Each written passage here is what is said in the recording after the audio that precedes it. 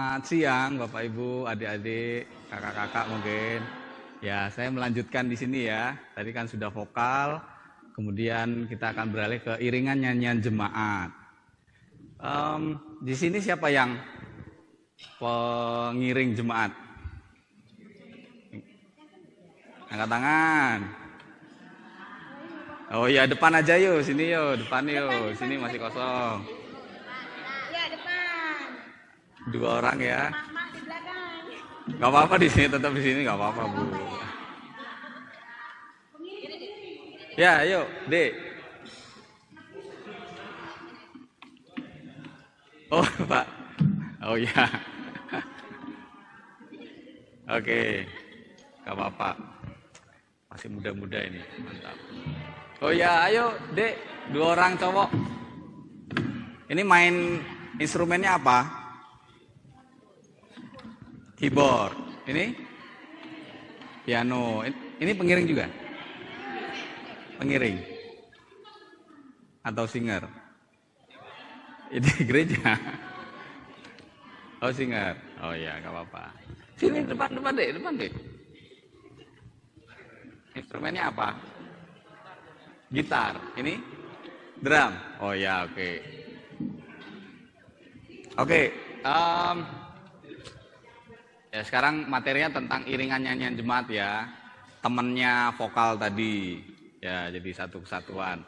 Kalau tadi bahas soal tempo, kalau vokalnya udah bener, yang ngiringin nggak bener, bubar juga.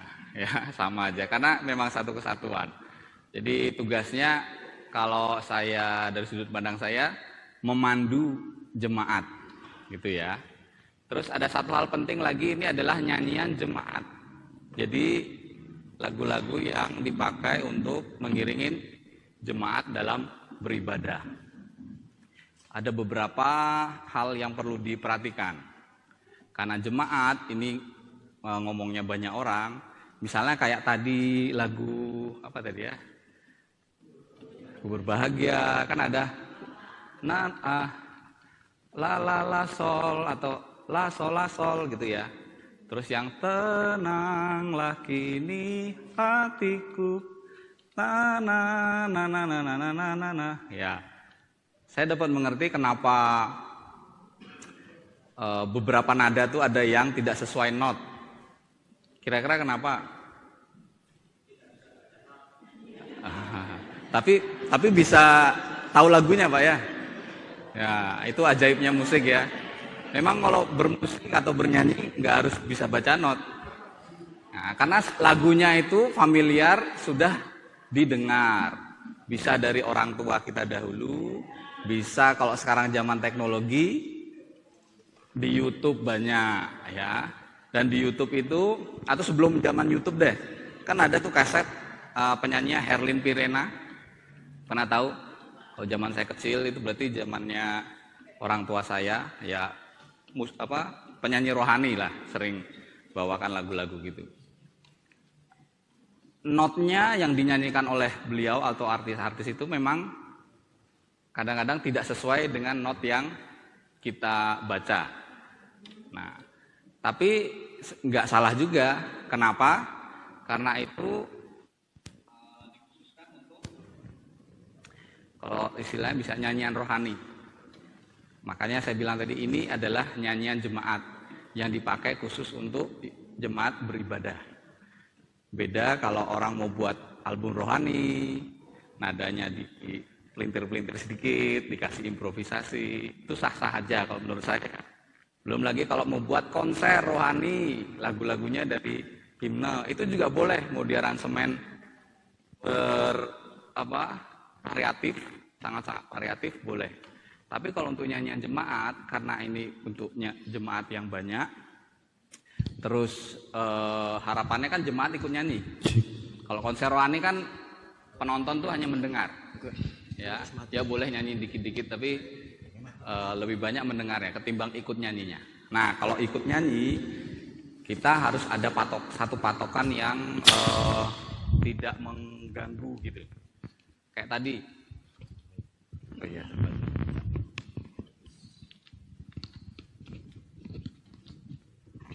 Misalnya kayak tadi la sol, ada la sol. Kalau antar sesama singer beda aja, itu mempengaruhi psikisnya. Habis itu kalau udah panik, nyanyinya langsung support nafasnya berkurang. Akibatnya memandu jemaat jadi terganggu. Jemaatnya akhirnya nyanyinya juga kacau. Terus imbasnya gimana? Pesan lagu yang ingin dibawakan dalam satu liturgi utuh itu jadi nggak maksimal. Nah itu. Padahal hanya salah satu nyanyi la sol, satu la sol gitu. Bisa berakibat gitu. Nah, itu kalau menurut saya pentingnya kita pakai satu patokan. Jadi untuk nyanyian jemaat karena adanya sudah tertulis dari kidung jemaat atau dari partitur apapun yang ada itu lebih valid gitu. Ya kita ikut itu saja. Itu amannya. Jadi nggak ada nanti protes. Ini lasol apa lasol. Penyanyi situ nyanyinya lasol kok. Penyanyi sana lasol. Dan bilangnya lasol. Nah akhirnya pesannya nggak tersampaikan. Itu nyanyian jemaat ya. Agar dibedakan dengan nyanyian rohani, entah di YouTube, kaset atau konser rohani. Oke, saya singgung sedikit tentang dua hal ini sebelum masuk ke aransemen. Pertama musikal dan non musikal ya. Kita bahas yang non musikal dulu ya, kayak rencana latihan, rehearsal plan ya. Kayak tadi sempat dibahas, hari Sabtu latihan, minggunya kok beda. Ada kaitannya. Apakah latihannya hanya satu kali sebelum ibadah? Itu juga pengaruh. Atau perlu ditambah hari Rabunya, atau perlu ditambah hari Seninnya. Nah, itu juga. Terus latihan mandiri. Latihan mandiri itu juga perlu. Jadi latihannya nggak hanya bareng di gereja, tapi kita menguasai secara mandiri ya, menguasai lagunya. Atau bahkan kayak ini ikut workshop gini, ada workshop di mana nanti kita ikut supaya dapat insight baru, ilmu pengetahuan baru, itu juga termasuk. Jadi secara sikap, secara non musikal ini kalau mau baik atau mau semakin baik, gaya hidupnya juga harus ditata. Jadi nggak hanya melulu notasinya, temponya, nada dasar, tapi sudah merasuk ke gaya hidup. Begitu ada dengar pelatihan, ikut. Baik onsite maupun online ya. Begitu di YouTube ada penjelasan tentang ini, di setel. Jangan lihatnya yang TikTok terus. Itu membantu sekali, sangat-sangat membantu. Banyak sekali informasi yang beredar sekarang. Tapi hati-hati karena saking banyaknya ada juga yang keliru. Itu ya. Latihan mandiri, misalnya kayak tadi vokalisi, kalau yang drum tiap hari agihkan waktu ngulik 1 jam, yang gitar tiap hari genjreng lagu, minimal mungkin 30 menit, kalau 1 jam kelamaan, tapi konsisten. Itu menambah musikalitas, sangat itu ya. Oke. Sikap ya, kita tahu pelayan musik mungkin tidak terlalu kita bahas. Pak Pendeta ini ranahnya Pak Pendeta ya. Tapi perlu saya sampaikan juga. Oke, kemudian di ranah musikalnya, ini sebagai pengiring jemaat ya, kita dari sound quality dulu. Kalau saya senangnya mulai dari situ, karena ini susah gampang. Susahnya tuh harus disiapkan jauh-jauh hari, nggak pas besok mau pelayanan 1 hari sebelumnya baru siapkan, nggak bisa. Misalnya kayak kualitas instrumen, kalau gitar senarnya kalau nggak proper, sudah karatan, harus ganti. Apakah bisa gantinya sehari sebelum pelayanan? Bisa, tapi masih fales. Ya, tahu ya yang gitar ya. Ganti senar gitar, Minggu pelayanan, Sabtunya baru ganti senar.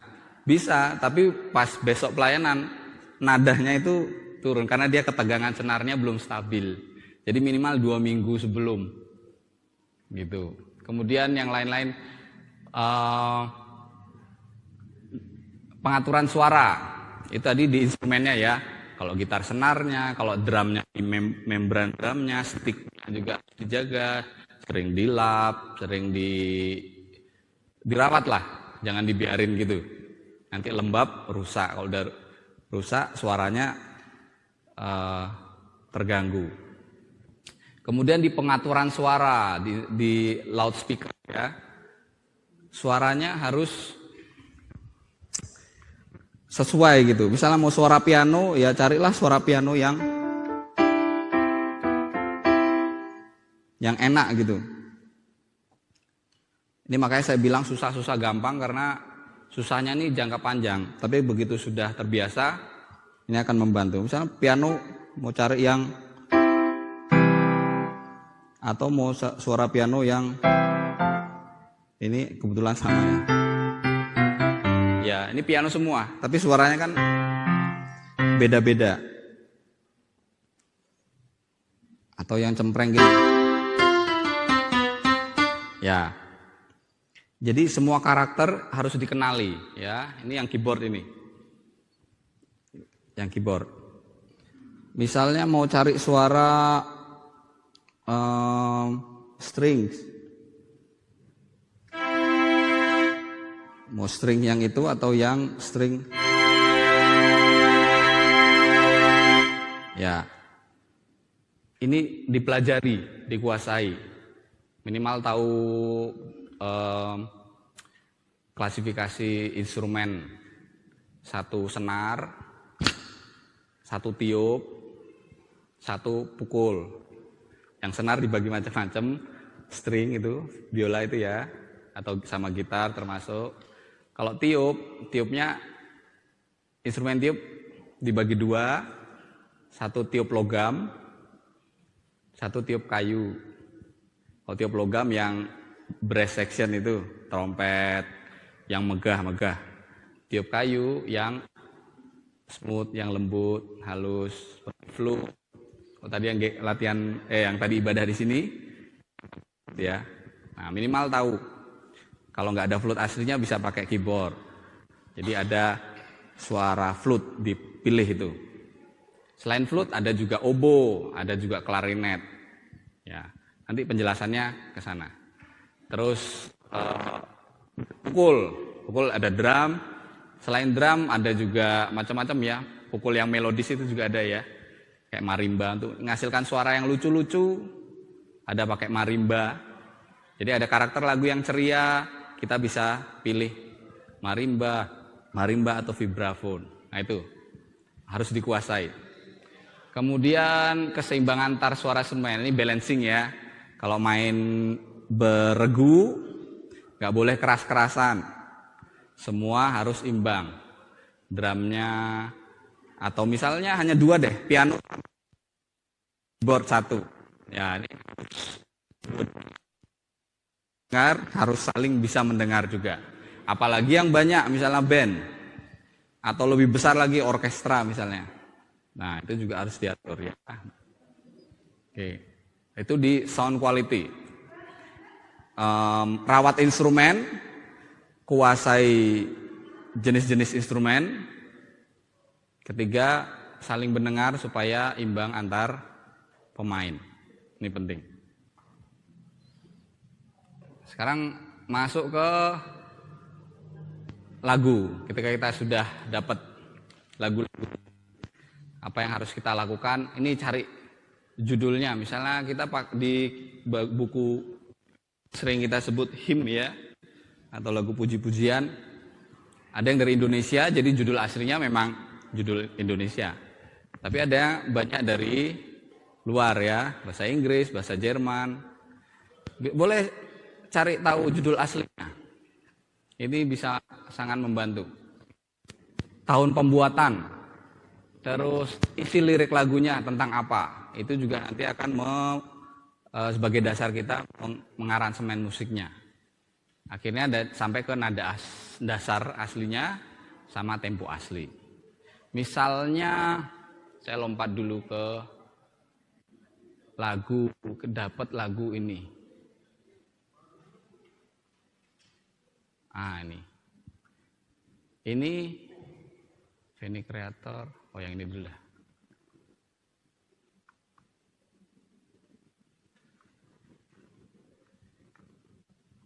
Ya, minta tolong glue.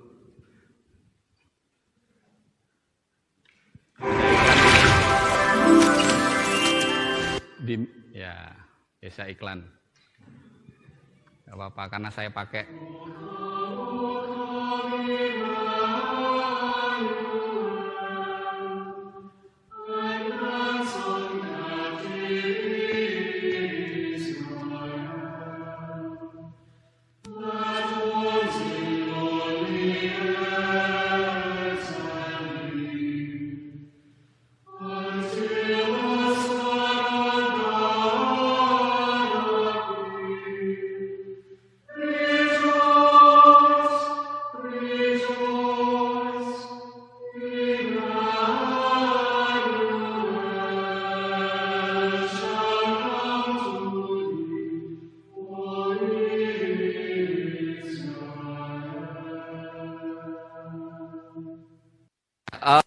Judulnya tadi di buku tertera kok. Tuh judulnya O Datanglah Immanuel, di bawahnya ini tertera judul aslinya. Ya, di bawah sini. Kalau judul ini kan judulnya kan di atas ya, judul Indonesia, Judul aslinya di bawah. Ada. Nah, kenapa penting? Saya ingin tahu karakter lagunya ini seperti apa. Kalau saya cari O Datanglah Immanuel, biasanya yang keluar orang Indonesia yang bunyikan. Terus tahun-tahun sekarang. Ya ada yang fales, ada yang enggak. Gitu.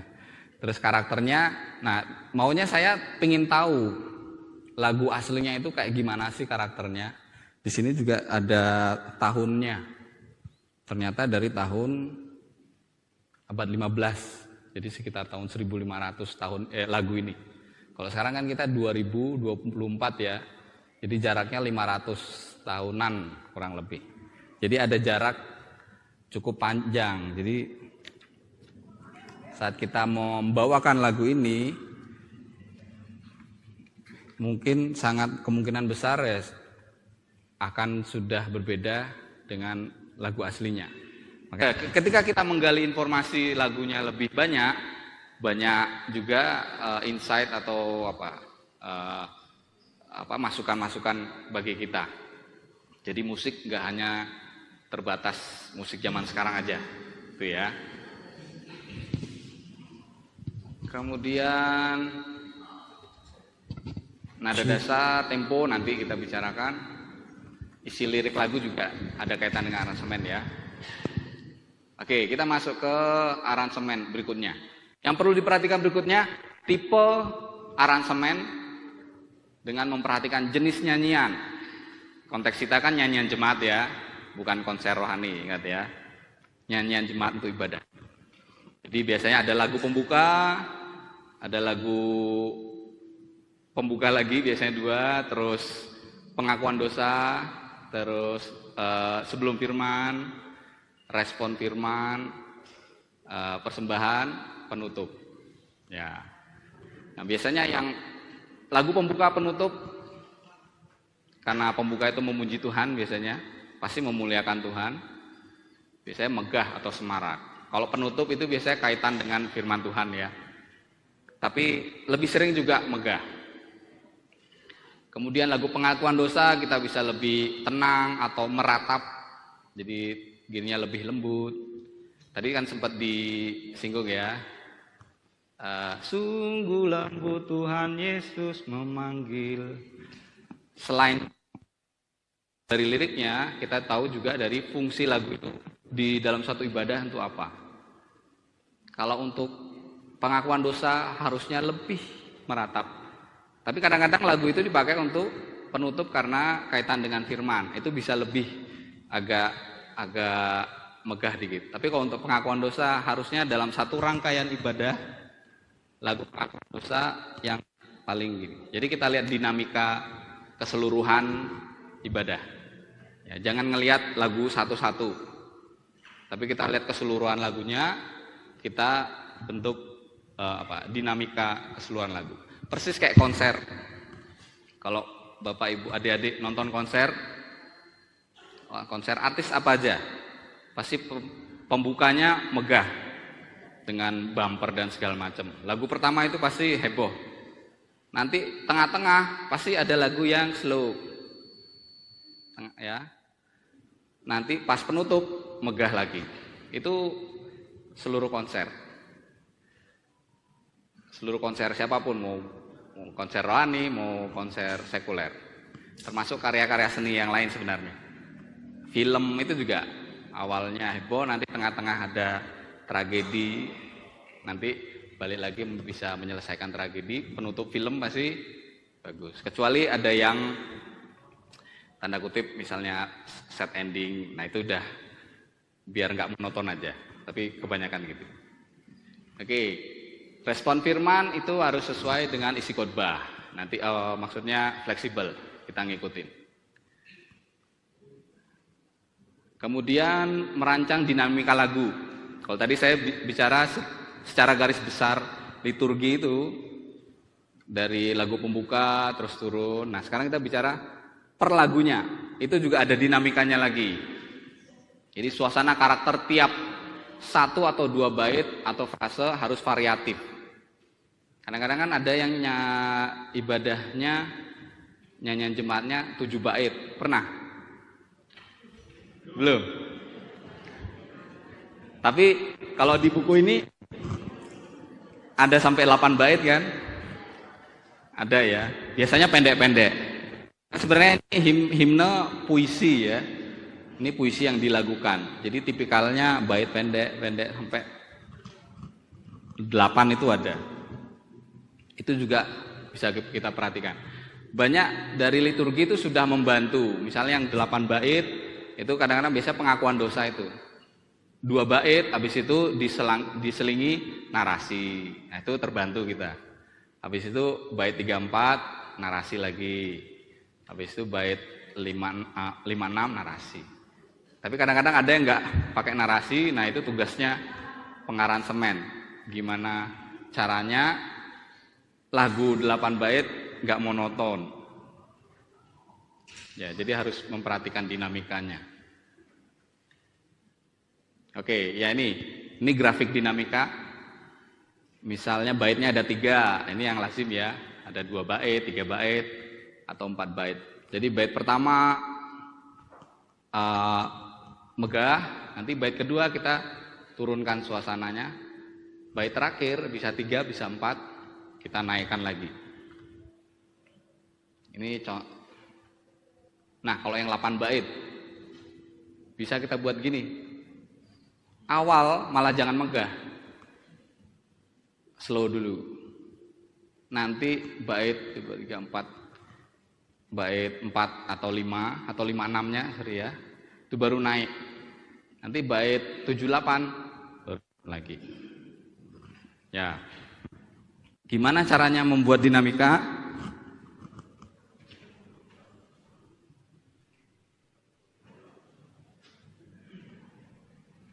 Ya, bisa dari pilihan pola iringan ya. Lagu apa ya yang 8 lagu ya? Yang 8 bait. Atau yang tadi dah. Oh datanglah Immanuel itu kalau tidak salah 7. Misalnya pakai piano aja ya. Adanya piano toh. Awal itu bisa kita buat sepi aja.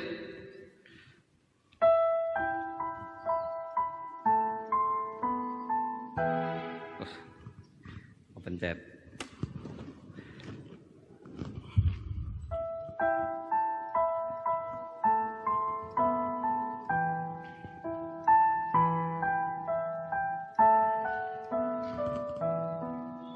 Ya, suasananya kan turun ini.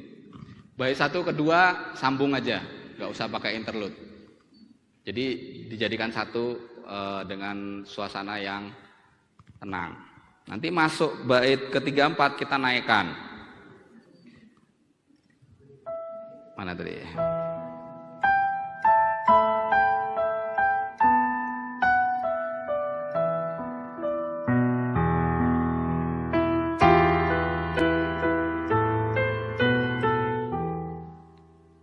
Apa yang saya lakukan? Dari yang tadi, volume naik, oke. Selain volume, apa? Tambah bass, ya. Atau lebih tepatnya, saya main range. Yang awal range-nya tinggi, range di sini. Ini karakternya pasti tenang. Kalau saya mau buat megah di sini ya bisa, tapi nggak akan seoptimal di register rendah, ya range atau register. Ya, saya mainkan register. Itu bisa lebih rame gitu. Itu bait 34. Nanti sudah rame-rame kita buat tenang lagi di bait 78. Kita balik lagi.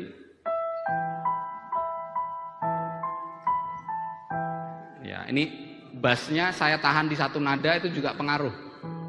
Kalau di teknik komposisi namanya pedal point atau organ point.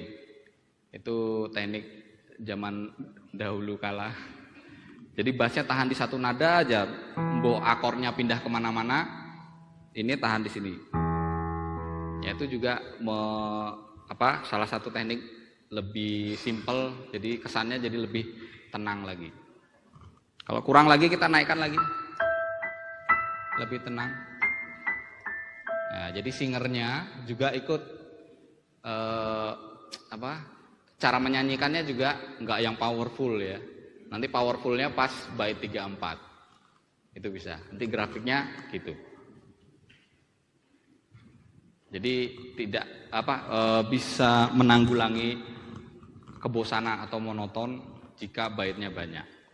Kalau baitnya 3 standar. Bait 1, 2 sambung, interlude, bait 3. Kalau baitnya 4, 1, 2 sambung tanpa interlude maksudnya. Interlude pendek untuk ketiga, kasih interlude agak panjang untuk bait keempat. Gitu. Kalau mau lebih megah lagi, kita bisa kasih modulasi atau perubahan nada dasar ya. Awalnya main di C, bait keempat kasih main di D. Gitu. Selain itu, timbre atau jenis suara ya, kita bisa mainkan di situ. Misalnya awal piano untuk lembut, mau agak naik kita pilih string. Terus naik lagi kita bisa pakai organ atau string, atau kalau mau yang lebih rame lagi pakai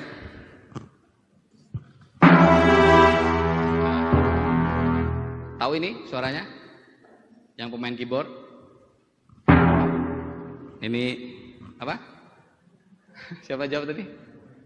Ini oh ya yang jawab Danti. Ini tuti ya. Kalau di keyboard ini masuknya kategori strings.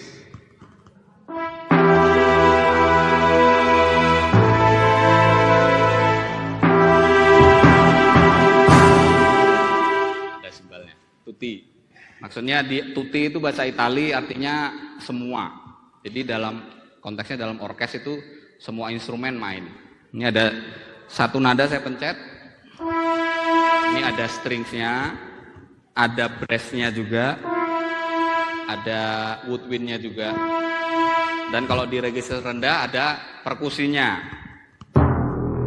Ini ada timpani namanya.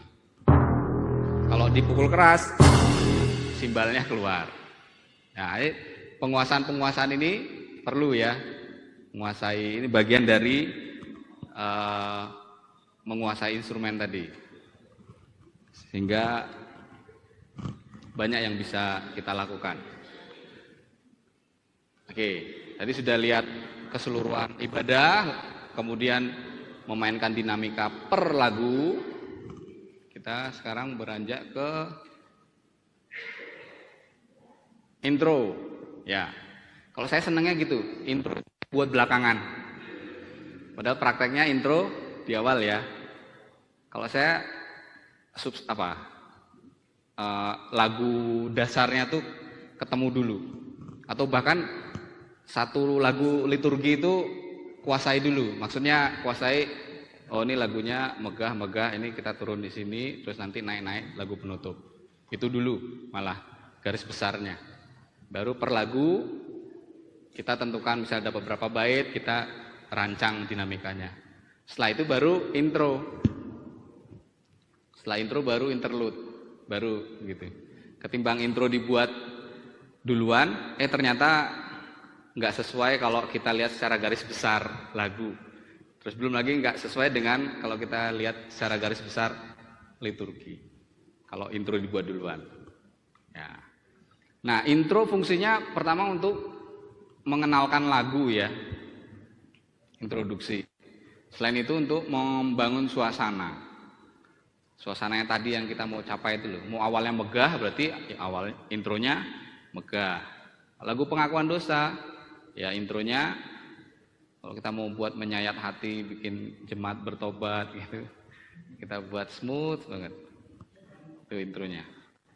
Terus biasanya bisa ngambil dari penggalan melodi ya, intro itu. Dari penggalan melodi, sungguh lembut Tuhan, misalnya lagu awalnya gitu, bisa ambil dari atau penggalan melodi terakhirnya tarataram taram tam gitu. Itu yang sederhana sekali kan. Kemudian cara buat yang kedua mengembangkan motif tadi. Jadi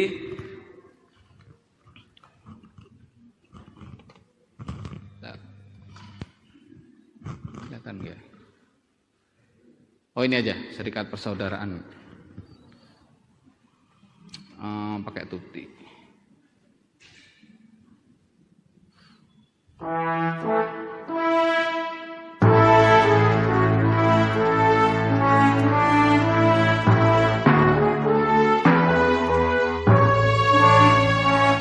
lagunya. Terus kita mau buat megah. Biasanya intronya ambil paling gampang baris terakhir, ya toh.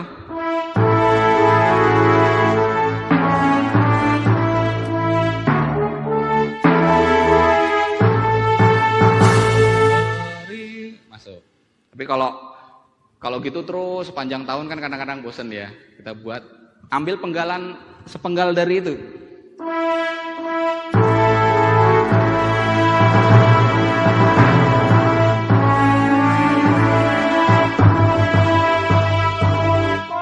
Sorry. Ya, baru masuk lagi. Jadi ambil sepenggal sol do si la sol baru dikembangkan baru masuk tang tang tang tang tang itu bisa. Itu salah satu. Kemudian berikutnya adalah sama sekali membuat melodi baru. Jadi udah nggak nyentuh-nyentuh ini. Pokoknya megah aja melodinya kemana-mana silakan. Tapi biasanya karena fungsi mengenalkan lagu, intro itu fungsi mengenalkan lagu, hati-hati kalau kita buat intro yang terlalu variatif. Karena nanti jemaat bingung biasanya. Ini lagu apa sih? Terus masuknya pas kapan? Nah itu juga mengganggu suasana kan? Padahal kita mau hadirkan suasana serikat persaudaraannya itu.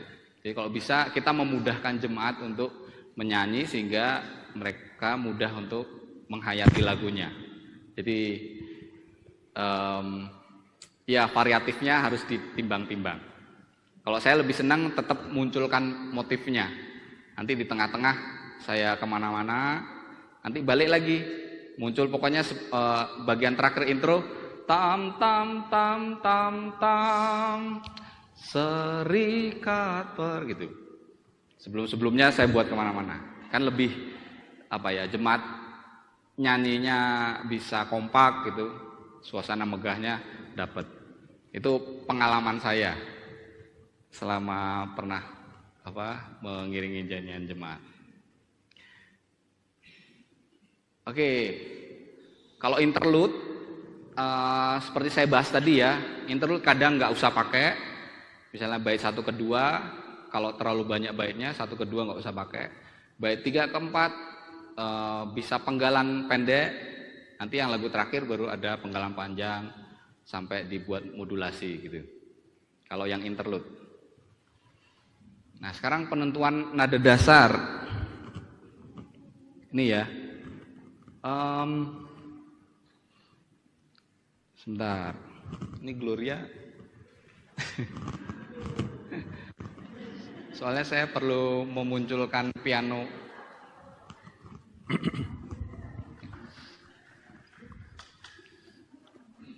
Nada dasar yang paling gampang adalah ngikutin yang tertulis di sini ya. Tapi kadang-kadang ada tadi bilangnya apa? Ketinggian gitu ya. Kalau kerendahan ada nggak? Pernah muncul ketemu kasus yang singer-singer? Ada. Nada dasarnya sudah sesuai buku, tapi waktu dinyanyikan kerendahan. Pernah nggak? Sering? Nggak pernah ya? Kalau ketinggian? Pernah. Oke. Sama berarti ya. Oh Glo, bisa escape dulu nggak? Oke, terus buka tab baru. Ya, ketik piano online.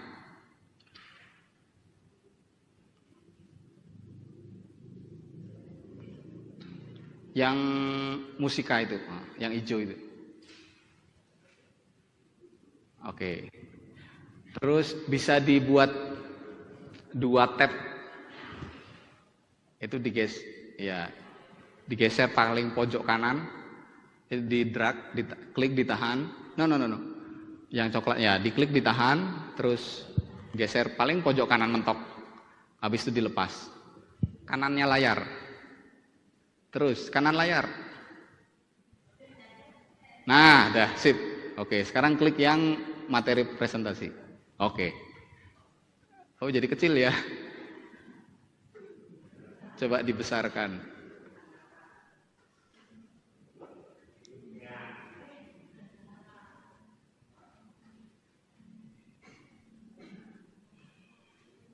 Oh, kecil. Oke, sambil jalan. Kalau range vokal manusia, jadi kalau soal menentukan nada dasar berarti harus tahu teori range vokalnya manusia. Ada yang tahu?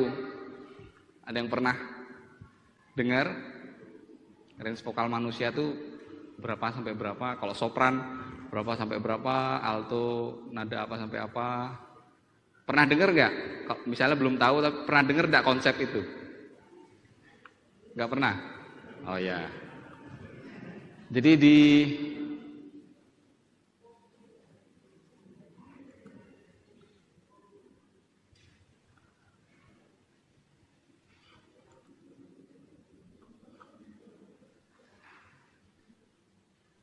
Oke ya. Nah, sip. Duh. Ya, range manusia ini sopran itu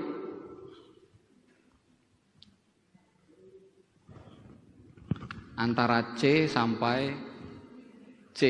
Ini C ini ya, kalau ditulis piano. Nah, sorry. C sampai E. Itu yang biasa. Kalau yang profesional sampai A. Itu Bu Nita bisa itu. Yang tadi kasih materi sampai A.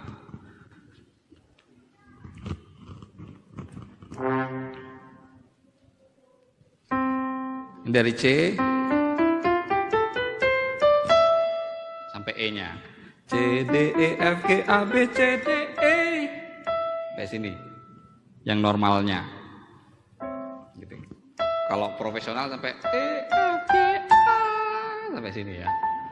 Kan kalau yang udah hebat-hebat sampai bass, sampai C, yang soprano. Nanti nyampe ya A ya. Ya, itu secara teori. Mungkin karena datanya itu diambil dari orang Eropa ya. Nah, sekarang kita berdasarkan pengalaman saya di Indonesia. Range-nya itu bisa antara, oh ini suaranya nggak masuk ya?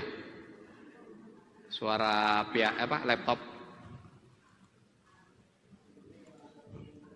Bisa dibuka nggak, Mas?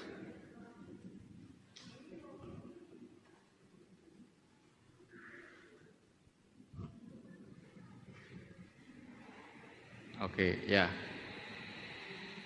Di mixernya kayaknya.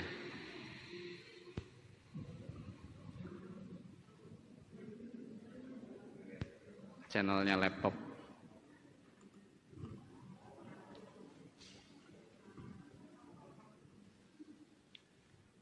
Oh, siap. Oke, ya. Maunya saya sambil bunyikan sambil lihat visualisasi, tapi enggak bunyi. Ya, oke. Ya, seharusnya C ya. Sorry. Kalau Indonesia kita ya turunlah sedikit, enggak sampai E, tapi sampai D.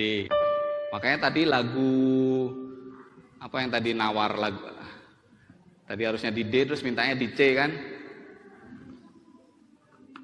Oh ya. Nada tertinggi adalah D. Nah ini ya. Nada tertinggi adalah Re kan? Ya, ini berarti kita harus menganalisis lagu nih kalau pengiring. Kita lihat dalam satu lagu dilihat nada tertingginya nada apa? Kalau konteks lagu ini adalah nada Re. Kalau Do sama dengan D, berarti Do-nya di sini, Re-nya di sini, Sol, La, Si, nggak kepencet.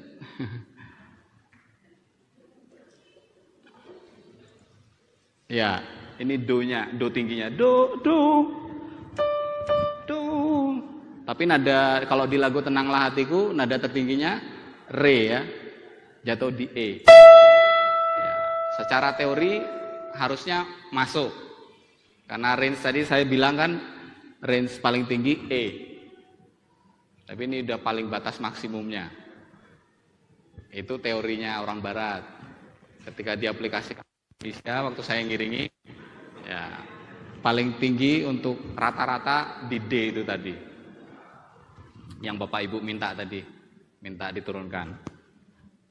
Sehingga nada dasarnya harus di C, supaya nada tertingginya mentoknya di D. Ya.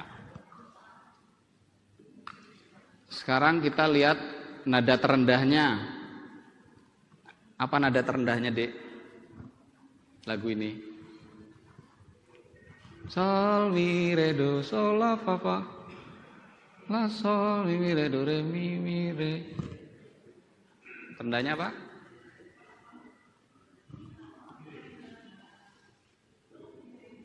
Ya, do ya. Paling rendah do. Hingga kalau mengacu tadi paling rendahnya C, kalau nada dasar C.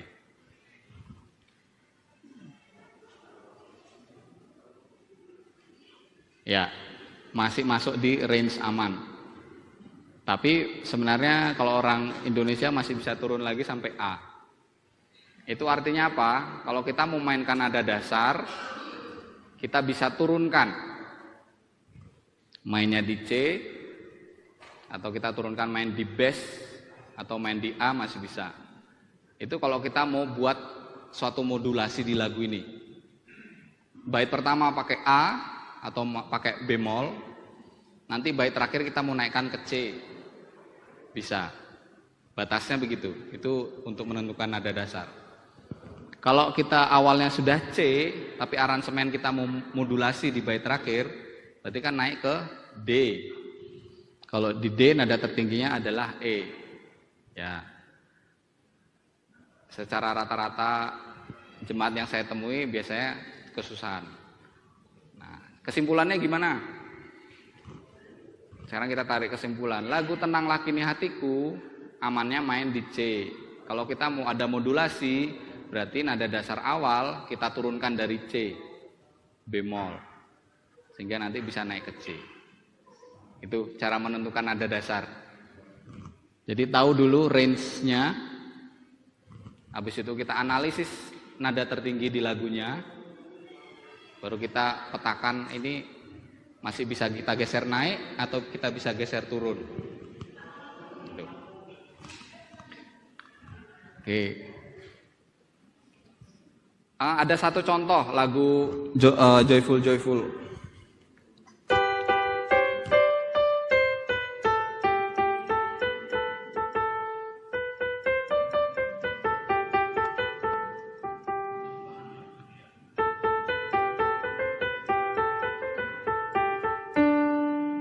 Nada terendah. Nada tertingginya D. Kalau di buku mainnya di G ya. Aduh, enggak muncul.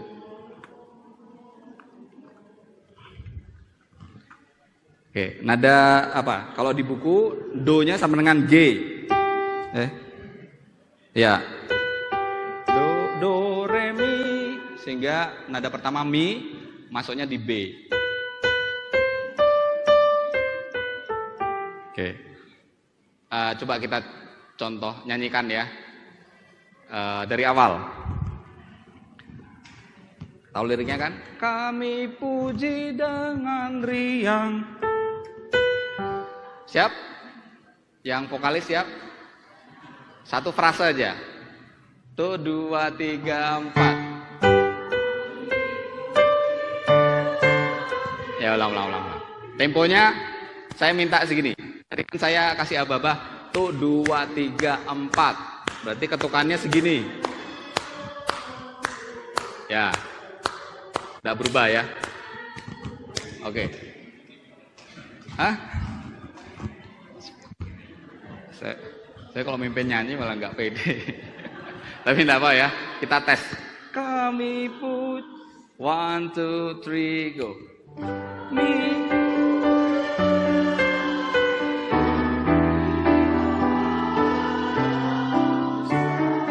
Bagai rumah.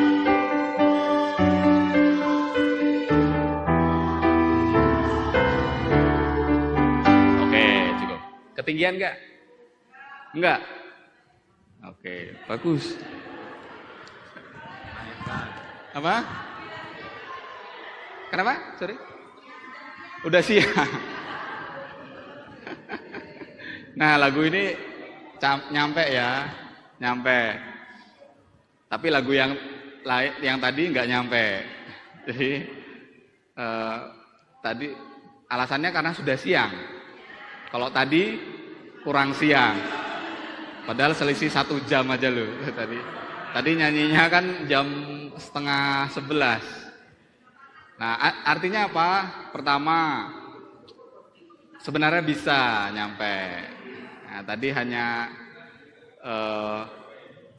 perasaannya aja, kayak nggak nyampe.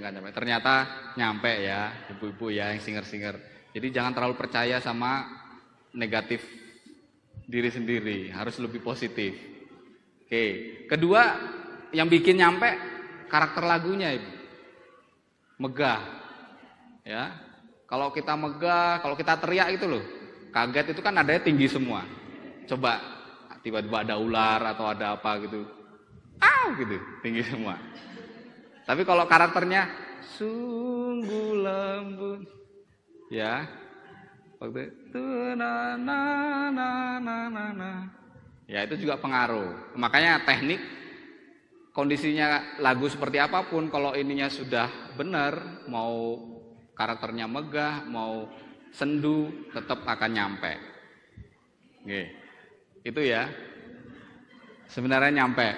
Kemudian hal berikutnya yang mau saya sampaikan, tadi nada terendah atau do, re, sol itu adalah nada taratam, nada di D ya. Mana tadi? Iya, ada red. Nada terendah tadi di sini. Ya, kalau sesuai ini masih range aman. Artinya kalau tadi kita mau turunin lagi masih bisa ya. Tadi do sama dengan G. Kalau kita mau turunin do sama dengan F sehingga nada rendahnya tadi di sini masih nyampe. Jadi kalau kita mau ada modulasi, kita awalnya di F, terus nanti naik ke do sama dengan G, masih bisa. Nah itu cara menentukan nada dasar. Jadi harus tahu dulu range-nya manusia, menganalisis range lagu, nada tertinggi apa, nada terendah apa. Baru kita boleh pakai piano ini, diagram piano, masuk nggak di range-nya sini. Kalau masuk, ya bisa. Tapi kalau lewat dari batas atas atau lewat dari batas bawah, agak susah. Itu di nada dasar. Bagaimana ngaransemen kalau pakai instrumen band? Ada terus apa aja yang perlu diperhatikan nada-nadanya, karena kadang lagu-lagu himnal itu awalnya nggak pakai band ya, zaman dulu kan belum ada band, tapi sekarang ada format band. Gimana kiat-kiatnya supaya bisa masuk, bisa tetap substansi yang awal-awal kita bicarakan tadi, nyanyian jemaat itu tidak terlalu terganggu dengan format band. Terus ada lagu etnik. Di sini kan banyak lagu etnik. Tadi yang kita bicarakan lagu dari Eropa semua ya. Tapi kan ada lagu dari Batak, ada lagu Jawa, terus mana lagi? Dayak Kalimantan ada. Nah, kiat-kiatnya gimana? Tapi mudah-mudahan di lain kesempatan kita bisa bicarakan. Oke. Nah, oke. Tadi bahas yang tentang liturgi yang terakhir dulu ya Pak. Ya, penyusun liturgi harus ikut. Ya, memang sepatutnya begitu Pak ya. Karena sebenarnya satu tim ya, yang menyusun lagu, yang mengeksekusi lagu. Ini kan para pengeksekutor ini, pengiring sama singer. Ya, jadi satu kesatuan. Sehingga satu liturgi utuh itu bisa bisa baik, bisa kalau baik tuh kayaknya terlalu sempurna ya, ibaratnya bisa mendukung, jadi mendukung ini tema ibadahnya juga ya, terkait dengan firman yang akan dibawakan juga. Itu memang harus satu tim. Kemudian soal tempo itu Pak ya kayak tadi ku berbahagia, terus kami puji dengan riang. Saya dulu juga gitu Pak, waktu saya kecil ya, maksudnya nyanyi ku taunya tuh temponya segitu, ku berbahagia. Saya juga nggak tahu deh temponya tuh segitu dari mana, mungkin orang tua atau orang komunitas lain. Tapi begitu kuliah musik, lihat temponya itu KJ berapa ya? Ku berbahagia tuh KJ berapa ya? Nah, itu bisa dilacak buku, Pak. Ada yang tahu nomor berapa ya? 392. Ini buku Kidung Jemaat 4 suara. Kalau yang 1 suara memang nggak tertera tempo ya. Bukan pelit ilmu, enggak. Tapi kadang-kadang tempo itu masih bisa relatif. Naik sedikit, turun sedikit. Tapi minimal kita tahu aslinya. Ini tertulisnya MM atau metronom marks, kurang lebih plus minus 162. Dalam kurung 3 kali 54. 3 itu karena ada 9 ketuk, tapi 9 itu dibagi 3. Makanya ngitungnya itu tadi 3 bukan 9. Bukan Ku berbatu wagapat 6 7 8 9 1 2 3 4 bukan gitu. Tapi ku berba 1 3 nanatu. Wah. Nah, kalau kita ngitungnya segini agak aneh kalau temponya lambat gitu toh. Kalau ngitung 3 enak. Tadadam ram tam tam tam. Taratata. Ini baru enak ngitung 3. Kalau ngitung 9 memang gini lambat. Sebelum ke sana kita mengacu ke sini dulu. 162. Di keyboard sini ada fitur metronom, Pak. Tahu ya, metronom, pemusik. Ya, pengatur ketukan. Kalau nggak punya ini, di Google juga ada. Kalau ketik, coba Gloria, metronom gitu, tab baru. Metronomnya Google aja. Nah itu, langsung keluar. Jadi nggak perlu download aplikasi lagi di Google-nya langsung. 162.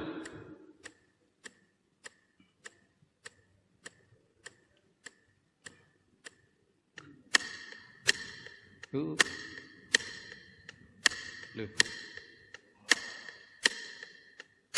Bentar, ini ada yang salah nih. Kok ketukannya jadi gitu? Ini kayaknya sukatnya ya. Tuwa gapak. Tuwa.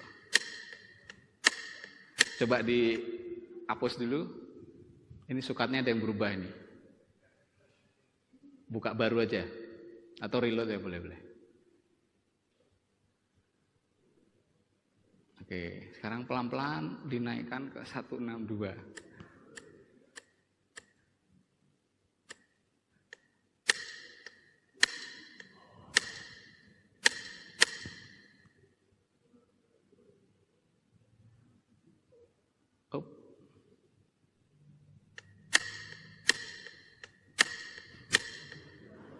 Masih aneh.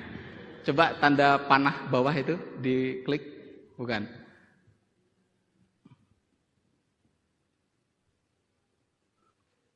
Oh ya, boleh di website lain.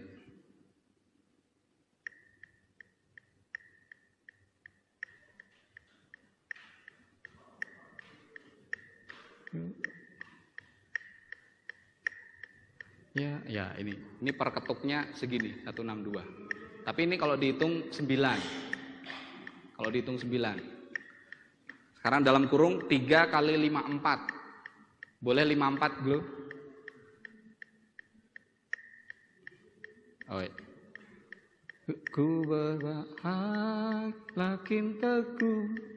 Yes. Abadi kepunyaanku. Aku warisnya.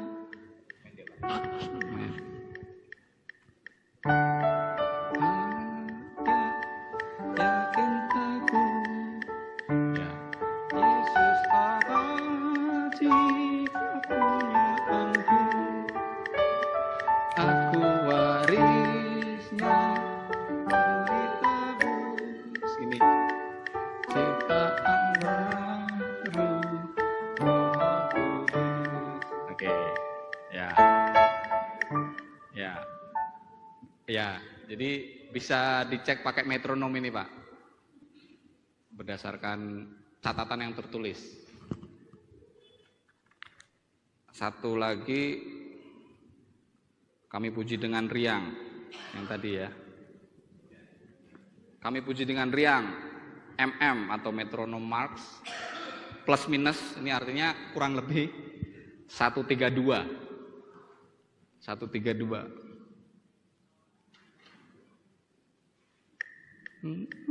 Ya, 2, 3, 4, 5.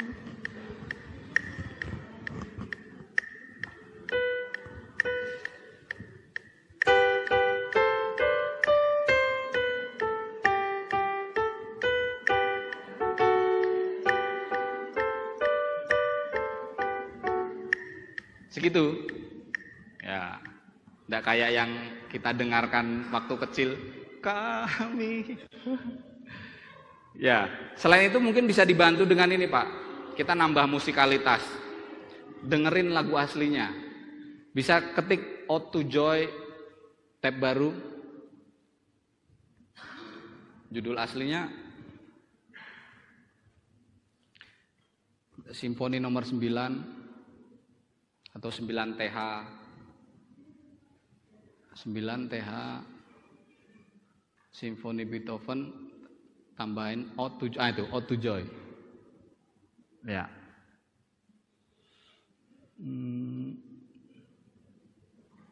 Cari yang short aja, yang pendek-pendek ada enggak? YouTube short.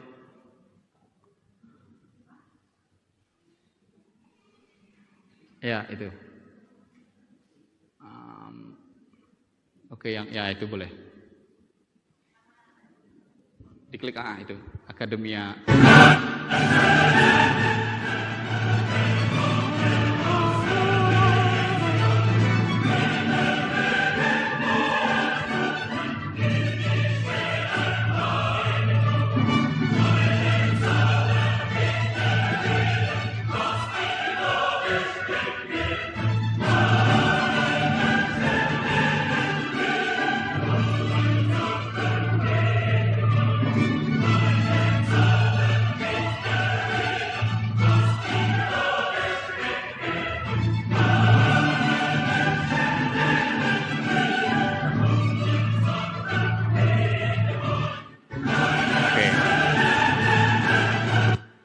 Cukup.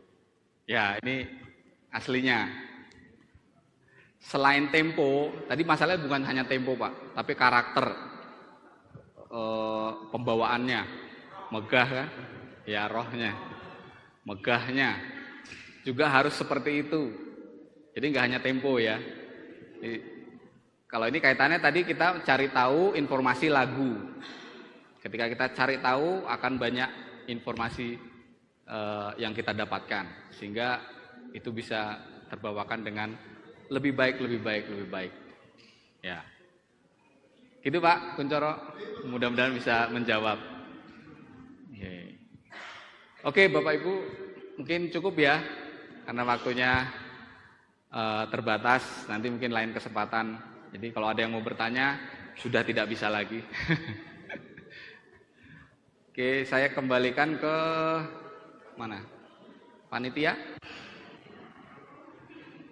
Bapak dan Ibu serta saudaraku yang terkasih, seluruh rangkaian acara dari pagi ibadah kemudian workshop kelas 1, 2, dan 3 sudah selesai. Kemudian nanti ini setelah ditutup dengan doa, kami dari GKJ Pekalongan akan melanjutkan podcast. Setelah itu nanti Bapak dan Ibu silahkan bisa meninggalkan ruangan ini, pulang ke rumah masing-masing. Dan semoga selamat sampai di jalan. Kami juga mengucapkan terima kasih kepada para pemateri dari UKSW yang sudah memberikan materi kepada kami. Semoga ilmu yang disampaikan dapat kami terapkan di dalam bergereja kami masing-masing. Demikian Bapak dan Ibu, dan akan kita tutup dengan doa. Untuk itu mohon berkenan Bapak Pendeta Dwi Argo untuk menutup dengan doa. Mari Bapak Ibu Saudara kita berdoa. Puji syukur kami haturkan kepadamu ya Allah, yang telah menyertai sepanjang hari ini kami berproses bersama, baik itu ibadah maupun 3 kelas workshop yang telah dilaksanakan. Bersyukur untuk kebersamaan kami dengan rekan-rekan dari FBS UKSW Salatiga yang telah berbagi ilmu, wawasan, pengalaman, namun juga berbagi inspirasi agar kami semakin baik melayani Tuhan di dalam ibadah maupun dalam kehidupan kami menulis serta bermedia. Ya Allah, di penghujung perjumpaan ini biarlah kami menjadi semakin sadar bahwa Engkau adalah Allah yang baik dan menjadi sumber berkat sepanjang hidup kami, dan kami akan melanjutkan kehidupan kami dengan terus memohon berkat Tuhan yang tercurah.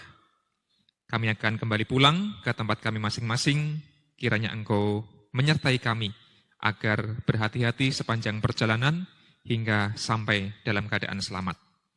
Jikalau sepanjang hari ini, di sepanjang pertemuan kami, terdapat dosa, kesalahan, kami mohon ampun di hadapan Tuhan. Inilah ungkapan syukur dan permohonan kami yang kami haturkan di dalam perantaraan anakmu yang tunggal, Yesus Kristus. Selamat siang Ibu. Nuwun sewu Ibu, sinten asmanipun? Ibu Eni Pak Kunchoro. Ibu Eni, nggih. Ini barusan mengikuti itu ya pelatihan. Iya. Dengan workshop. ikut yang kelas apa? Yang kelas 3. Yang kelas apa itu?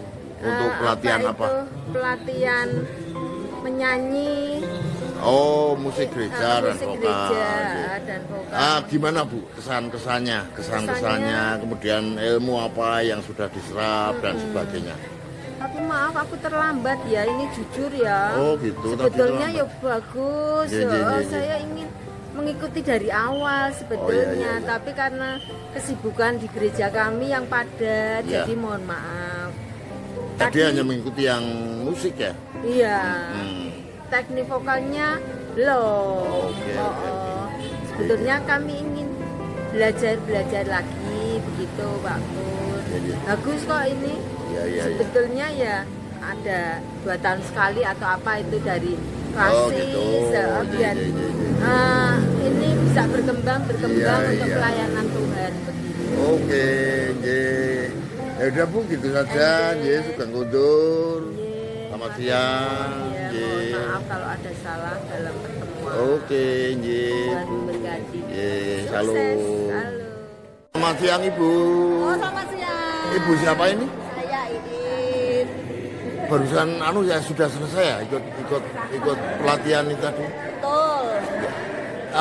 Pelatihan apa Bu? Yang jenengan ikuti? Ikut yang vokal dan pemain musik. Musik ya? Ya, Kesannya gimana? bagus sekali workshopnya karena bisa menambah pengetahuan kita tentang bermusik, tentang bernyanyi yang baik dan benar seperti itu. Untuk pelayanan di gereja ya. Khususnya untuk pelayanan di gereja kita, betul. Lalu harapan jenengan untuk kedepannya gimana kira-kira? Kedepannya kalau memang memungkinkan akan lebih baik lagi apabila kegiatan seperti ini berkesinambungan.